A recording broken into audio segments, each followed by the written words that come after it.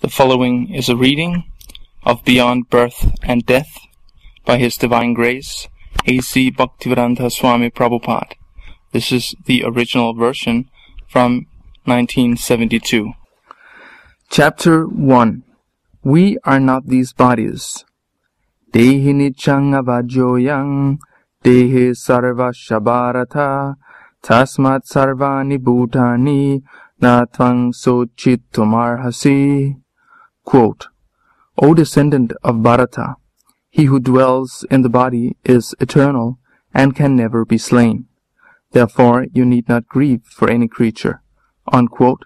Bhagavad-gita 2:30. The very first step in self-realization is realizing one's identity as separate from the body. I am not this body, but I am spirit soul, is an essential realization for anyone who wants to transcend death and enter into the spiritual world beyond.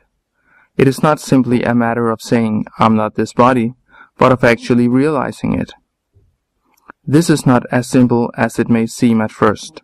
Although we are not these bodies, but are pure consciousness, somehow or other we have become encased within the bodily dress.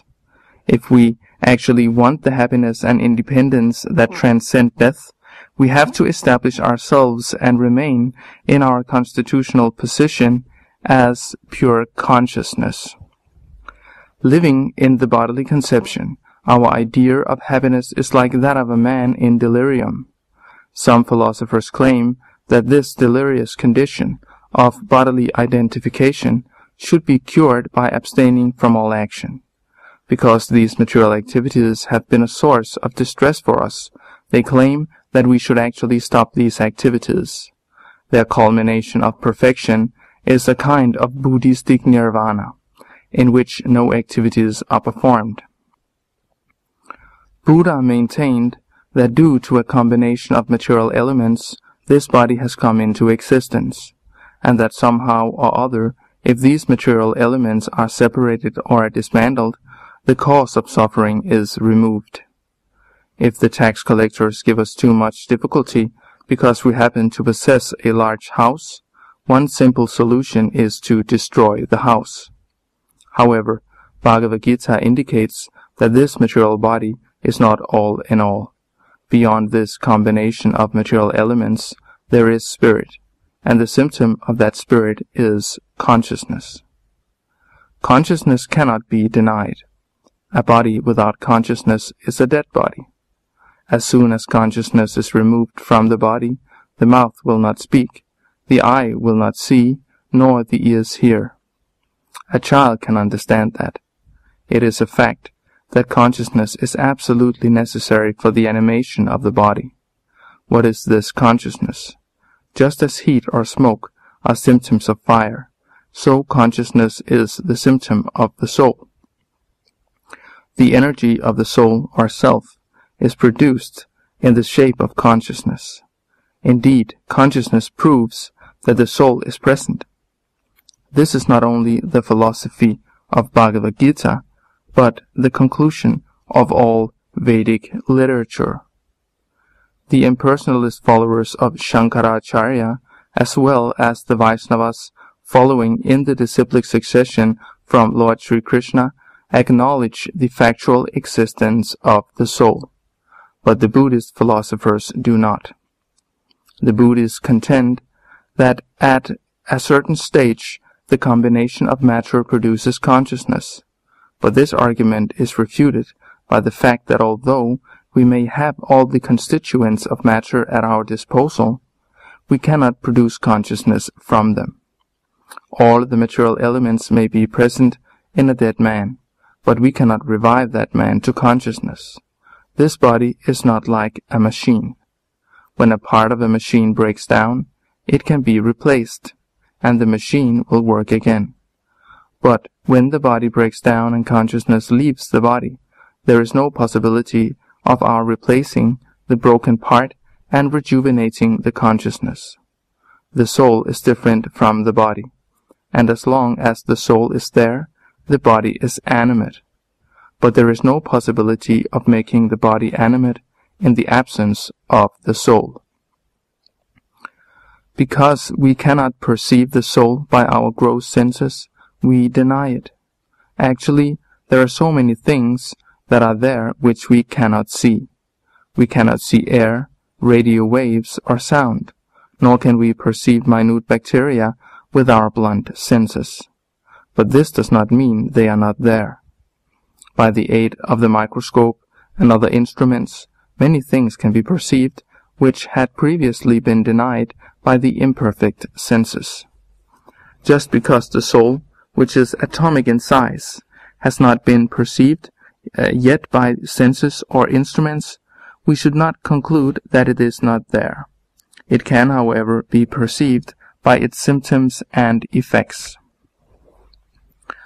In Bhagavad-gita, Sri Krishna points out that all of our miseries are due to false identification with the body.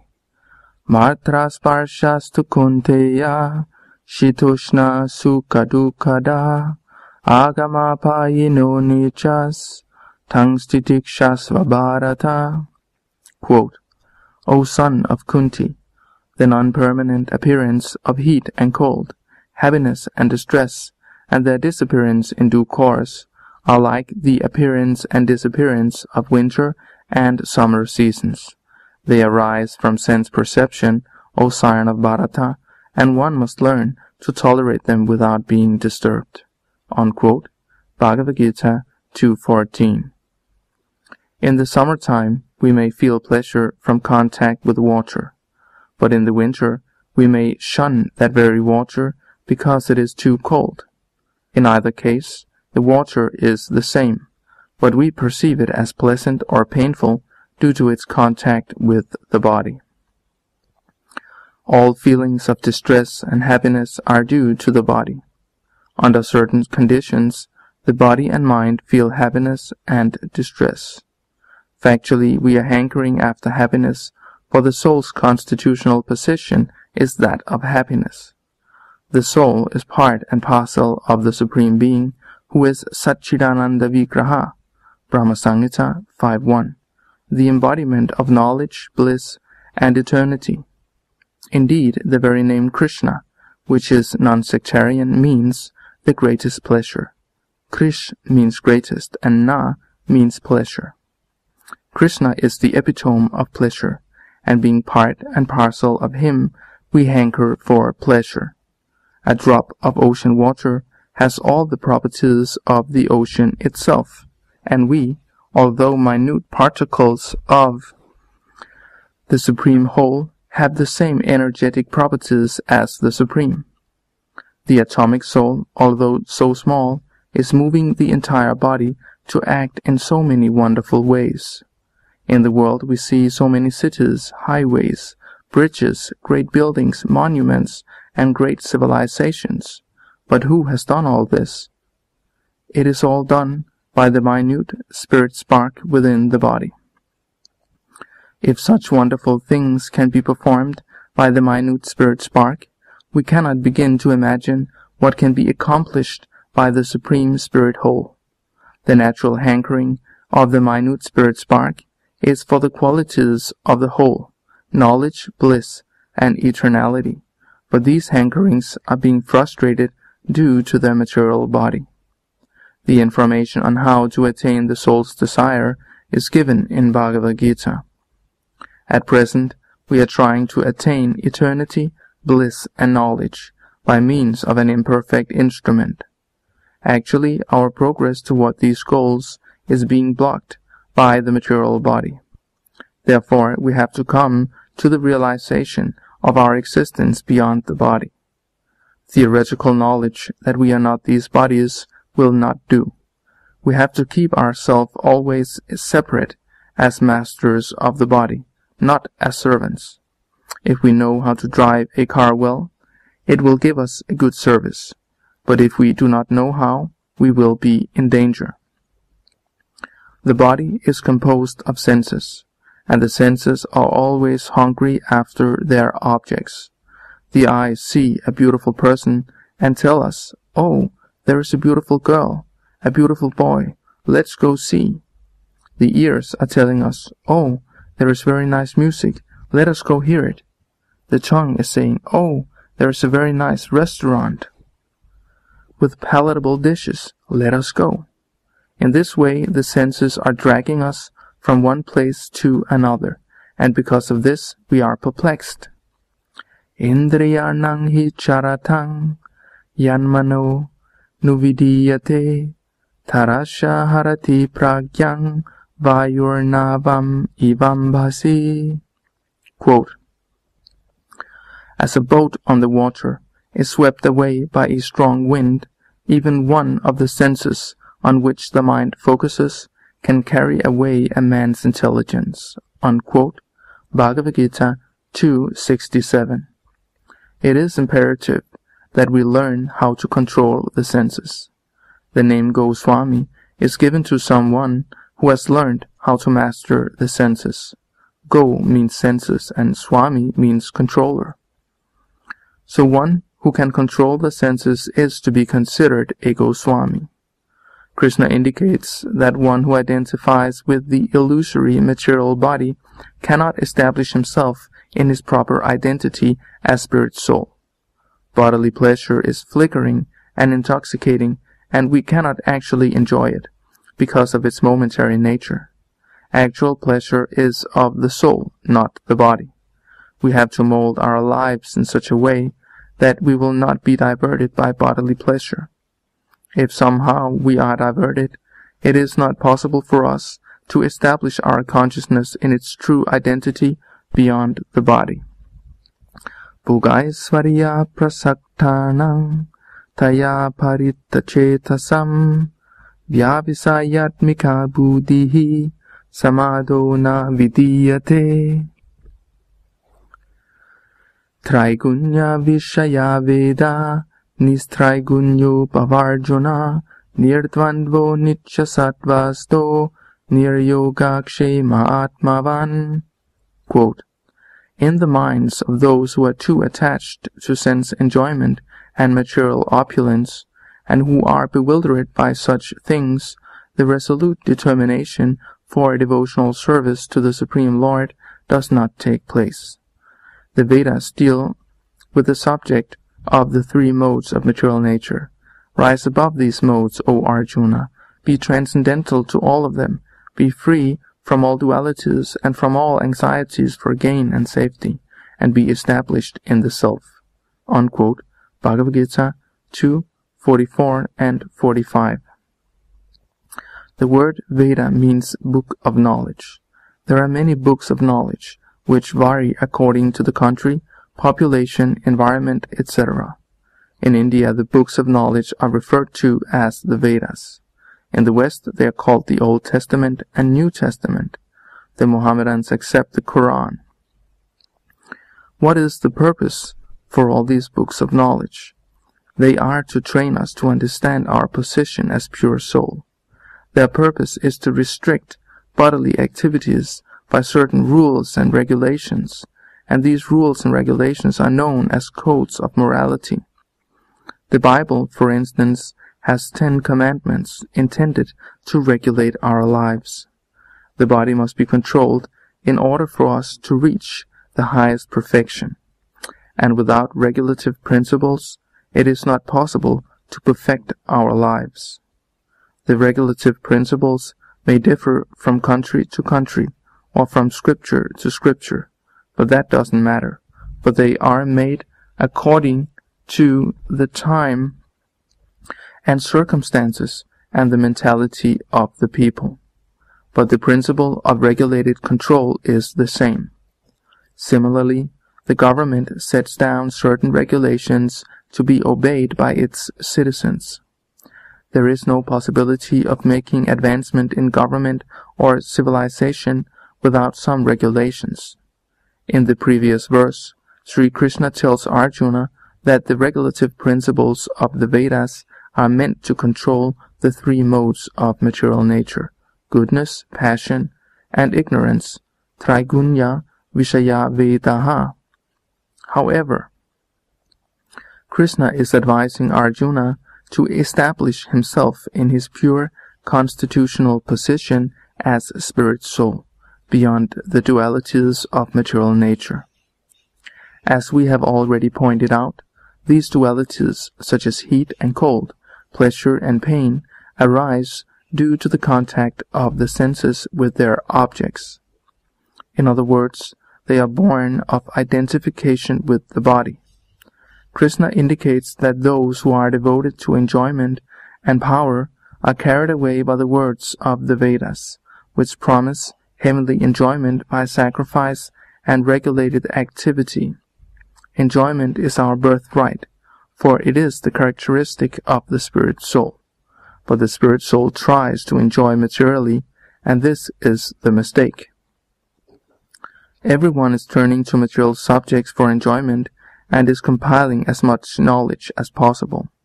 Someone is becoming a chemist, physicist, politician, artist, or whatever. Everyone knows something of everything, or everything of something, and this is generally known as knowledge. But as soon as we leave the body, all of this knowledge is vanquished. In a previous life, one may have been a great man of knowledge, but in this life, he has to start again by going to school and learning how to read and write from the beginning. Whatever knowledge was acquired in the previous life is forgotten. The situation is that we are actually seeking eternal knowledge, but this cannot be acquired by this material body. We are all seeking enjoyment through these bodies, but bodily enjoyment is not our actual enjoyment. It is artificial. We have to understand that if we want to continue in this artificial enjoyment, we will not be able to attain our position of eternal enjoyment. The body must be considered a diseased condition. A diseased man cannot enjoy himself properly. A man with a jaundice, for instance, will taste sugar candy as bitter, but a healthy man can taste its sweetness.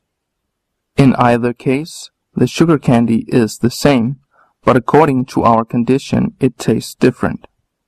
Unless we are cured of this diseased conception of bodily life, we cannot taste the sweetness of spiritual life. Indeed, it will taste bitter to us. At the same time, by increasing our enjoyment of material life, we are further complicating our diseased condition. A typhoid patient cannot eat solid food, and if someone gives it to him to enjoy, and he eats it, he is further complicating his malady and is endangering his life. If we really want freedom from the miseries of material existence, we must minimize our bodily demands and pleasures. Actually, material enjoyment is not enjoyment at all. Real enjoyment does not cease. In the Mahabharata, there is a verse, Ramante yogino nante, to the effect that the yogis, yogino, those who are endeavoring to elevate themselves to the spiritual platform, are actually enjoying Ramante, but their enjoyment is Anante, endless. This is because their enjoyment is in relation to the supreme enjoyer, Rama, Sri Krishna. Bhagavan Sri Krishna is the real enjoyer, and Bhagavad-gita 5:29 confirms this. Bhoktarang yagya tapasang sarvaloka maheswaram suridang sarvabhutanang gyadvamam shantim richati. Quote, the sages, knowing me as the ultimate enjoyer of all sacrifices and austerities, the supreme lord of all planets and demigods, and the benefactor and well-wisher of all living entities, attain peace from the pangs of material miseries. Unquote. Bhoga means enjoyment, and our enjoyment comes from understanding our position as the enjoyed. The real enjoyer is the Supreme Lord, and we are enjoyed by Him. An example of this relationship can be found in the material world between the husband and the wife. The husband is the enjoyer, Purusha, and the wife is the enjoyed, Prakriti. The word Pri means woman. Purusha or spirit is the subject, and Prakriti or nature is the object. The enjoyment, however, is participated in both by the husband and the wife. When actual enjoyment is there is no distinction that the husband is enjoying more or the wife is enjoying less. Although the male is the predominator and the female is the predominated, there is no division when it comes to enjoyment. On a larger scale, no living entity is the enjoyer. God expanded into many, and we constitute those expansions. God is one without a second, but He willed to become many in order to enjoy. We have experienced that there is little or no enjoyment in sitting alone in a room talking to oneself. However, if there are 5 people present, our enjoyment is enhanced, and if we can discuss Krishna before many people, the enjoyment is all the greater. Enjoyment means variety. God became many for His enjoyment, and thus our position is that of the enjoyed.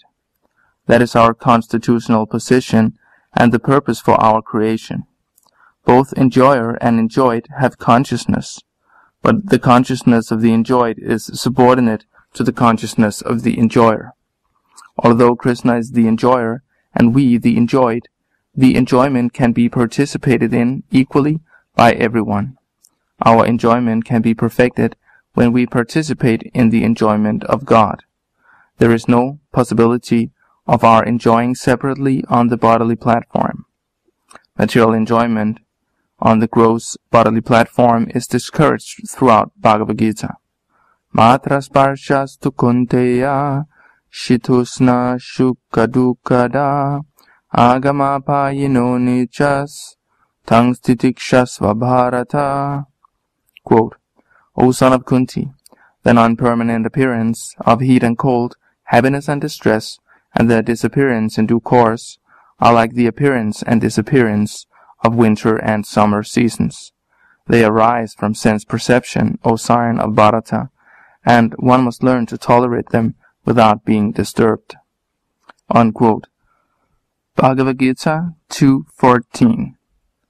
The gross material body is a result of the interaction of the modes of material nature, and it is doomed to destruction.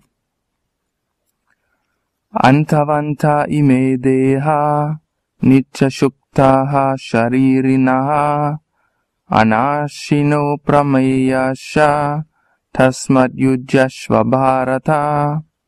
Quote, only the material body of the indestructible, immeasurable, and eternal living entity is subject to destruction. Therefore, fight, O descendant of Bharata. Unquote. Bhagavad-gita 2:18. Sri Krishna therefore encourages us to transcend the bodily conception of existence and attain to our actual spiritual life. Gunanni tannati chatrin dehi deha samudbhavan janma mrichu jara dukhair vimuktum ritamasnute. Quote, when the embodied being is able to transcend these 3 modes, goodness, passion, and ignorance, he can become free from birth, death, old age, and their distresses, and can enjoy nectar even in this life. Unquote. Bhagavad-gita 14:20. To establish ourselves on the pure Brahma-bhuta spiritual platform, above the 3 modes, we must take up the method of Krishna consciousness. The gift of Chaitanya Mahaprabhu, the chanting of the names of Krishna, Hare Krishna, Krishna Krishna, Hare Hare, Hare Rama, Rama Rama, Hare Hare, facilitates this process.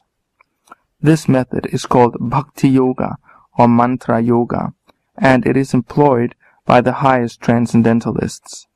How the transcendentalists realize their identity beyond birth and death, beyond the material body, and transfer themselves from the material universe to the spiritual universes are the subjects of the following chapters.